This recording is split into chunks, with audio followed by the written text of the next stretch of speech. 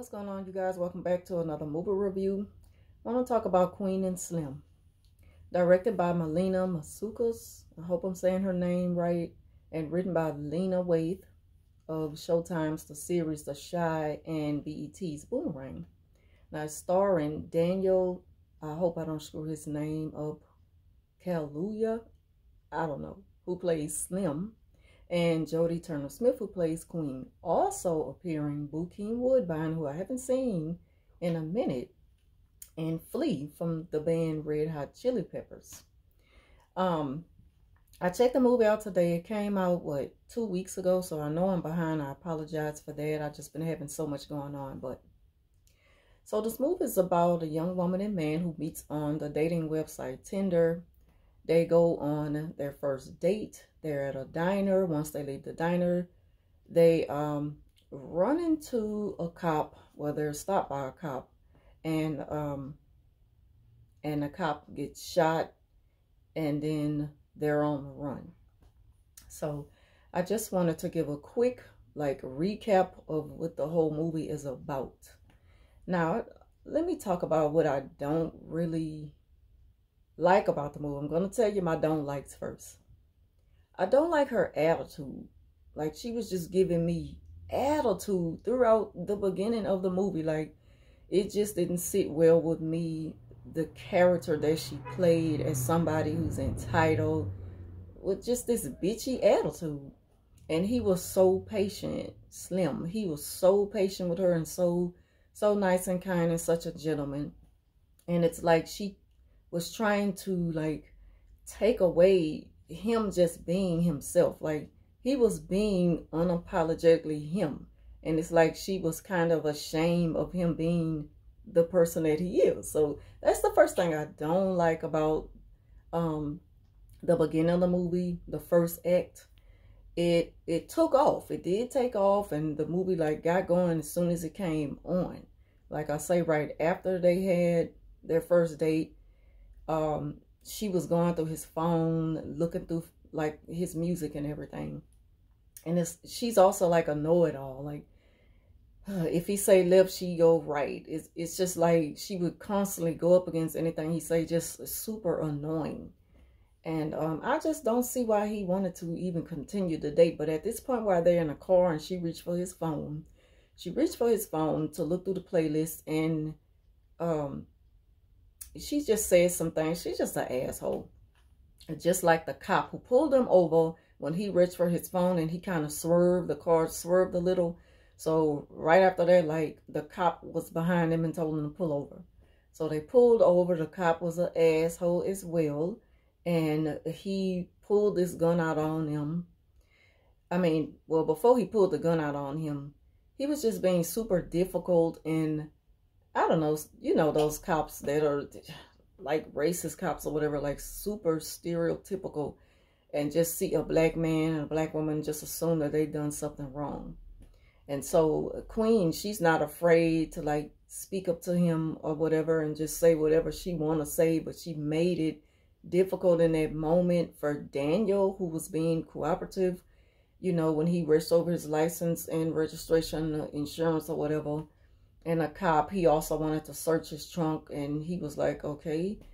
He let the cop search his trunk. She's still sitting in the car, and she's like, you don't have a search warrant. And she just mouthing off at the wrong time. Just be quiet. Just be quiet, because you know, this cop is already on 10. Why you want to make it worse? Why you want to make him really cut up and do something you're going to regret, which end up happening. So, Daniel, he just said, I mean, I'm calling this man Daniel. Slim, he said something to the cop can I get in my car now? Can we go now? Because it's cold out here. And the cop you being a smart ass. And he's like, put your hand behind your head and get on the ground. Get on the ground now. Being super aggressive out the blue for nothing. Doing way too much. At this point, Queen, she's screaming and hollering he didn't do anything. He doesn't have to get on the ground and blah, blah, blah. And then before you know it, the cop shoots her in the leg. But, you know, luckily for her, the bullet just grazed the leg. So she hit the ground. And then he's on the ground. Let's see. It was a tussle. because she thought that well, I guess he thought that the cop was going to shoot him. So it's a tussle between the Slim and the cop. Then the gun falls, and while they're on the ground, you know, tussling or whatever, Slim reaches for the gun. The cop is coming towards him, and then he shoots and kills the cop. And so now they're on the run. And while they're on the run, they run out of gas. They run out of gas, and the sheriff just so happened to pass by. The sheriff gave them a lift to the nearest gas station to buy a gas can to put gas, you know, take it back to their car. So they're driving this white Honda Accord, which is now, you know, it's all over the news now. It then hit social media, everything, because, you know, everything was captured on the dash cam in the cop's car. So yeah, the movie, it's like I say, in the first act, it takes off, and it kept my attention. Some things I would change about it as far as her attitude, and, you know, so once they realize that the sheriff kind of is on to them and know that, you know, they're wanted because the sheriff had hits radio about a 187 on the police. So the sheriff is looking at them while he's in the store buying the gas with the gas can, getting the gas can to buy the gas. He's looking at them, and they're like, he knows that it's us that is wanted for killing that cop. So they make the sheriff get in his own truck at gunpoint. They have the sheriff to take them back to the white Honda. They put the sheriff in the trunk of the Honda. It's just so much in this movie that I wouldn't have put in the story. I wouldn't have added that in the story because it just made them look like so bad. But, you know, I guess that makes a good movie. I mean, what would they... I would have changed it up. But, yeah. So, now the sheriff is in the trunk of the car. I don't like that because the sheriff was helping them. Like, I don't know. But I guess, you know, when you in that type of situation and you desperate to just, you know, get away and be free, you'll do something like that. So they takes the sheriff's truck, and then they're like arguing on the highway and not knowing like what to do next. They're panicking. And then Queen says, we can go to my Uncle Earl's house, who's living in New Orleans. So they make it to New Orleans, to his house, and he's like, no, y'all can't stay here. And Earl, he got a house full of women. He got like 2 women and look like some other chick that's just hanging out there and everything. So he gives them, you know, a room to stay in. And then a cop comes to the house because Earl ended up having an argument with his girlfriend, one of his girlfriends that night.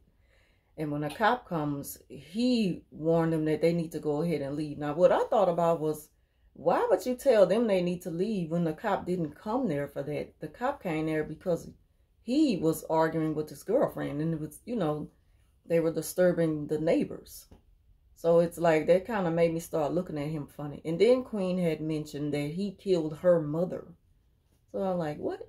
So apparently he killed her mother because her mother stepped in an argument between her brother and Earl. And when her mother stepped in, he pushed her mother down the stairs, and then she broke her neck. So yeah, I guess he feels like he owes her. So yeah, so he gave her like $2,500 or $3,000 to just hit the road, and he know a guy that he served with in the military, because he also went to the military, so he has the, you know, the PTSD. So, you know, he's on that level at time where he just clicks. And they, you know, they kind of show a little bit of that about him. But anyway, he gives them money to help them go on the run. He tells them about the guy who he served with, and the guy kind of owes him because he saved him. That was probably a lie. And so he makes it to the guy. I mean, Queen and Slim, they make it to the person who's supposed to help them get to a plane so that they can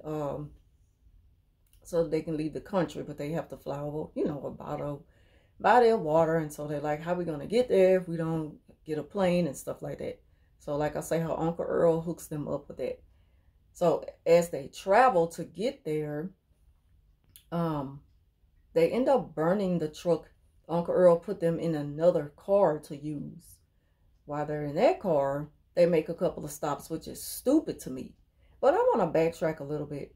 when they first got the sheriff truck and they put the sheriff in the trunk, why did, like, why was there a scene? And I just wasn't really feeling it at that moment. It's like, why did they throw in moments of comedy in a movie like this that's supposed to be so serious and supposed to speak on, you know, the way police treat black people, and, you know, when they are wrong and what they're known to do in situations like that. Why would they throw a scene in there with this man who, his son, he goes in the store to buy them a meal because they don't want to go in the store because, you know, they're all over the news. So they send a little kid in this burger place to get them a meal. When they get the meal, they leave, and the little boy run up to them and was like, this y'all all over the internet, you know. And so the little guy, dad, he walks out in the front of the truck, and Slim wasn't really paying attention, so he's pushing on the gas and hit the man.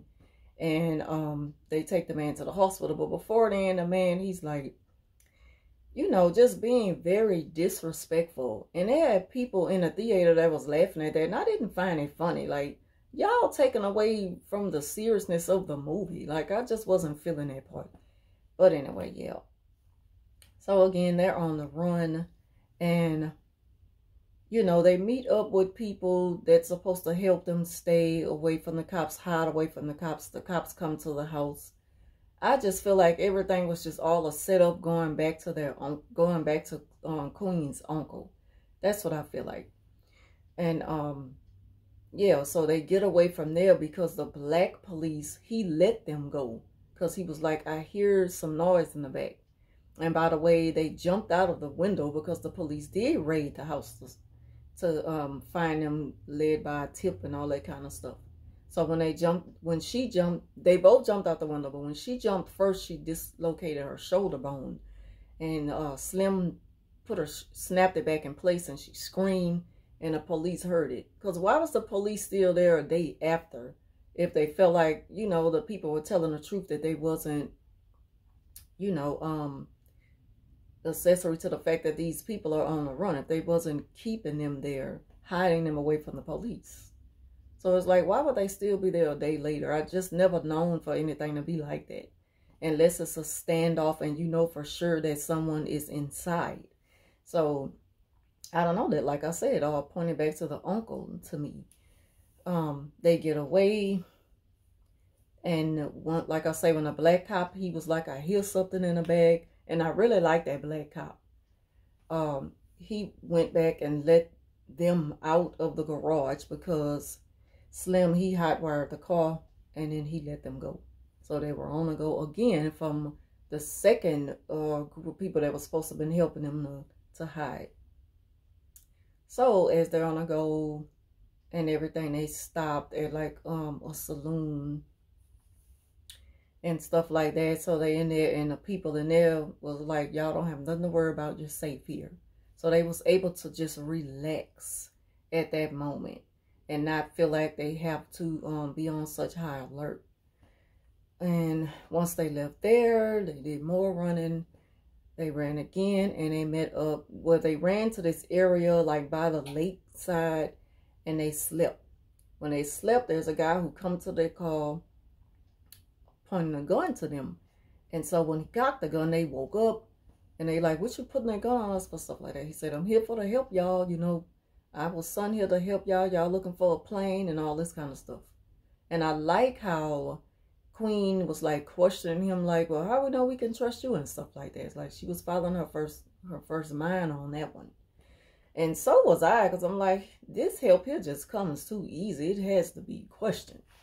So he takes them back to his house. He makes a phone call that we didn't get to hear. That's another thing that made me think the uncle was in on all of this. And then once he takes them to the area, he drives them an hour away to the area with the person with the plane who's going to fly them out of the country. This is when they are met by police. They are surrounded, ambushed by the police, and they are shot down like Queen Latifah was and set it off.